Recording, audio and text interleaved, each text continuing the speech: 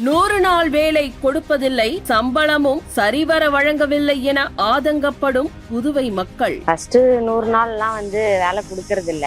நான் ஒரு வருஷத்துல ஒரு 30 நாள் இப்படிதான் வேலை கொடுக்குறாங்க. அதை பத்தி பேசிட்டு தான் இருக்கிறோம். அவங்களும் தரேன் தான் சொல்றாங்க. ஆனா 100 நாள் வேலை வாய்ப்பு தர்றது இல்ல. சம்பளம் கொஞ்சம் டிலே ஆகி தான் வரும். உடனே வேலை செஞ்ச உடனே எல்லாம் சம்பளம் வராது. கொஞ்சம் லேட்டா தான் சம்பளம் வரும். 100 நாள் வேலைக்கு போகணும்.